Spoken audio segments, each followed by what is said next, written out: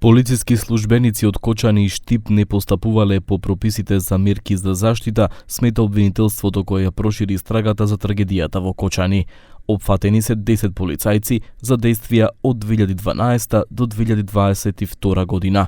Дел од нив, претежно поранешни началници инспектори до Министерството за економија, тврделе дека објектот поседува елаборати за заштита од пожар и нема пречки за јавниот ред и мир и сообраќај.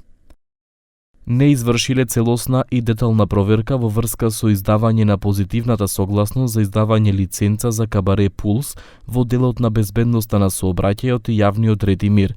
Со издавањето на согласностите сите заедно му овозможиле на правното лице да се стекне со лиценца за вршење угостителска дејност, иако истото не ги исполнувало предвидените услови. Обвинителството побара мерки за предпазливост за 7 од 10 осомничени полицајци, зашто тројца веќе биле во притвор. МВР трага по еден полицаец од Штип кој засега не е достапен. Инаку за акцијата вчера вечер во интервју за Телма прв информираше државниот обвинител Љупчо Коцевски. Истрагата во моментов се проширува уште за 7 полициски службеници. Дел од медиумите, повикувајќи се на полициски извори, утринава објавија дека Коцевски во интервјуто ја компрометирал акцијата, поради што по еден од полицајците се уште се трагало. Сепак, МВР го одбрани Коцевски.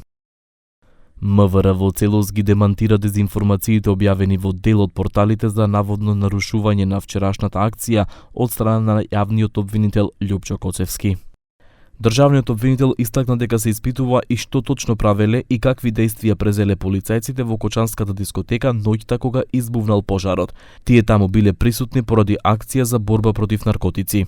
Се уште јавното обвинителство прибавува докази зошто отишле, по чиј налог отишле и што презеле и кога се случил пожарот. На 19 минати од месец беа приведени 7 полициски службеници од Кочани и Штип и за нив беше изречена мерка притвор.